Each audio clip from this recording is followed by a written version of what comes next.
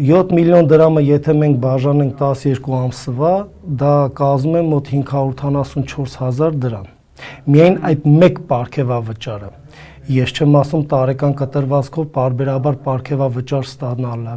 գործուղումների համար վճարներ ստանալը, առհասարակ այսպես թե այնպես բարձր աշխատավարձ են ստանում։ Դուք պատկերացնում եք ամսական կտրվածքով տարեկան բոլոր պարգևավճարները, գործուղումները եւ աշխատավարձը 13-րդ աշխատավարձը տարեկան կտրվածքով մեր բարձրաստիճան այրերը ինչպիսի ֆինանսական միջոցներ են ստանում պետական բյուջեից, հարկատուների հաշվից եւ թե որքանով է նրանց աշխատանքի օգտակարության գործակից այդքան բարձր վարձատրվելու արդյունքում իմ խորին համոզմամբ զրոյական է։ Հակառակ դեպքում մենք այսօր չենք ունենա այս սոցիալ-տնտեսական իրավիճակը, որը Հայաստանում է, չենք ունենա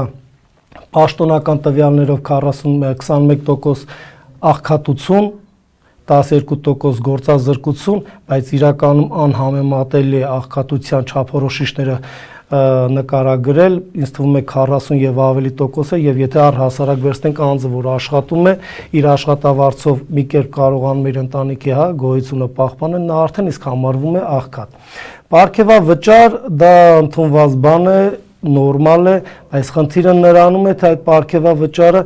ինչ ռեսուրսներով են։ Եթե նա ասում է, որ ես արժանի էի դրան կամ մեր կառավարության բարձրաստիճան այրերը,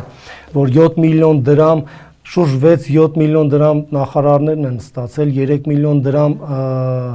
պատգամավորներն են ստացել, միջին օղակի աշխատողները կամ փոխնախարարները, վարչության պետերը 2-2.5-3 միլիոն դրամ են ստացել։ 3 միլիարդ դրամը ինքը բավականին մեծ գումար է։ Եվ այն էլ մեկ ամսվա կտրվածքով պարգևավճարներ տալը, բայց թե որքանով է դա անդրադառնում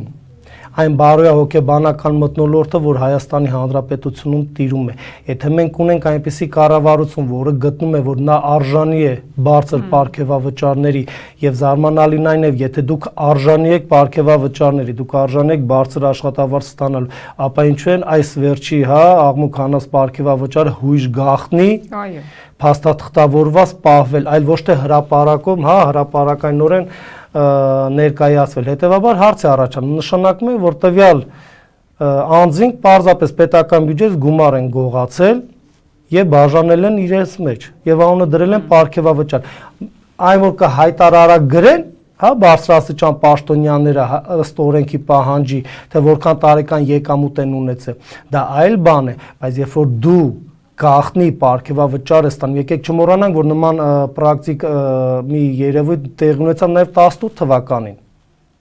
որ նախարարները եւ բարձրաստիճան պաշտոնյաները գաղտնի պահված աշխատավարձ էին ստացել կամ աշխատավարձի բարձրացում էր տեղի ունեցել կամ պարգևավճարներ են ստացել։ Տեսեք, միայն 3 միլիարդ դրամը, եթե մենք բաժանում ենք 5000-ի, անում է 600,000 դրամ, ներողություն 600,000։ Այսինքն, եթե մենք ի վիճակի ենք 3 միլիարդ դրամ,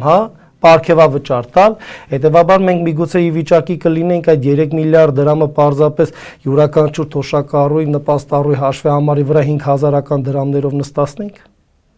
13-րդ թոշակ լիներ, կամ 13-րդ նպաստ լիներ, կամ հաշվանդամության գումար լիներ։ Միգուցե այդ պրակտիկան կիրառենք նաև մեր սոցիալապես անապահով խավերի համար։